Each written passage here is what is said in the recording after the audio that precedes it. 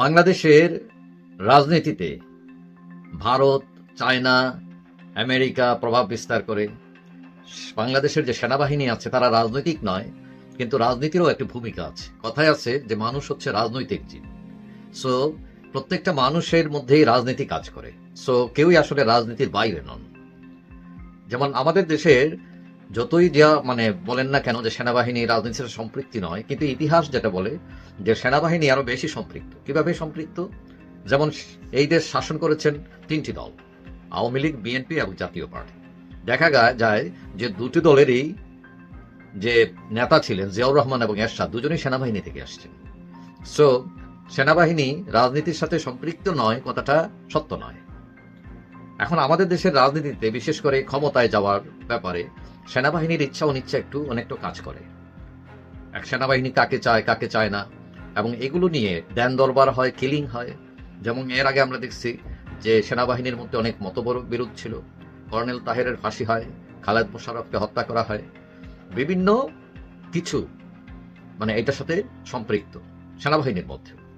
আমরা সম্প্রতি দেখলাম, বেশি দূরে যাওয়া দরকার নাই, যেমন আয়নাগর হলো, সেখানে অভিযোগ আছে যে এখানে যারা বিশেষ করে জেনারেল জিয়াউল, যিনি গ্রেফতার হয়েছেন, জেনারেল জিয়াউল, তার নামে অভিযোগ আছে যে তিনি অনেক সামরিক কর্মকর্তাকে, সেনাবাহিনীর কর্মকর্তাকেও নিয়ে বন্দী করে বিভিন্ন ধরনের টর্চার করেছেন। এবং তিনি নিজেও আবার অভিযোগ করেছেন যে তাকে যখন গ্রেফতার করা হলো যে এই 2 দিন তাকে আয়নাগরেই রাখা হয়েছিল। সো এই যে রাজনীতিতে সেনাবাহিনী, সেটা কোনো না কোনোভাবে তারা সম্পৃক্ত হয়ে যান।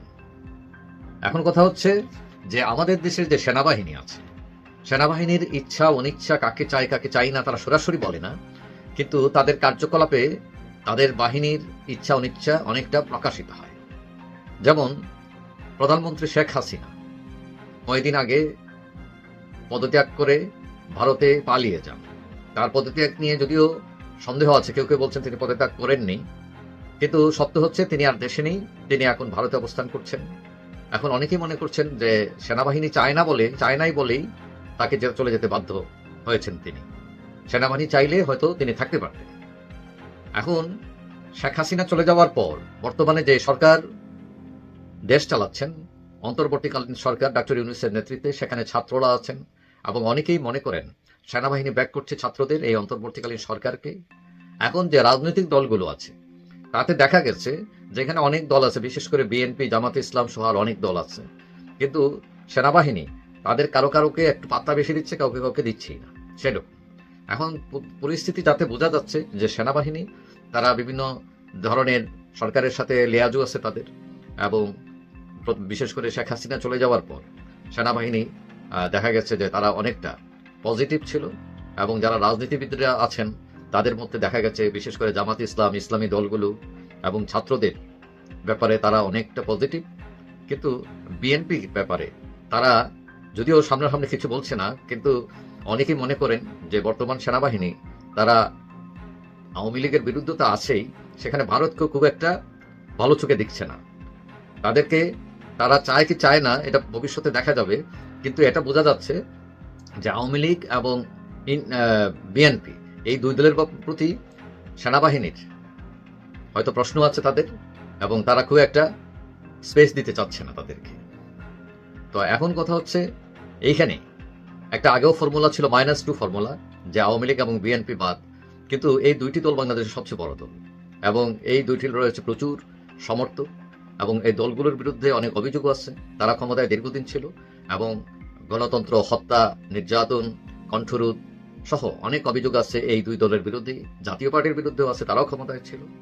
এখন কথা হচ্ছে এই সরকার কাকে চায় কাকে চায় না, এটা কিছুটা মানুষ বুঝতে পারে।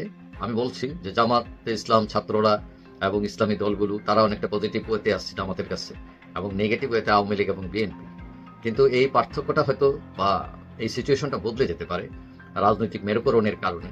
কিন্তু কথা হচ্ছে এটা স্পষ্ট যে এই যে সেনাবাহিনী, তারা অবশ্যই মার্শালও চায় না, কারণ সুযোগ ছিল শেখ হাসিনা যখন চলে যাবেন বা পালিয়ে যাবেন, যেটাই বলেন না কেন, তখন সেনাবাহিনী চাইলে ক্ষমতা নিতে পারত। কিন্তু এটা বোঝা গেছে স্পষ্টই যে ক্ষমতার প্রতি তাদের কোনো লোভ নেই, এবং তারা নিশ্চয়ই জানে যে এখন এই যুগে এসে এই যে মার্শাল ল খুব একটা চলে না এই পৃথিবীতে।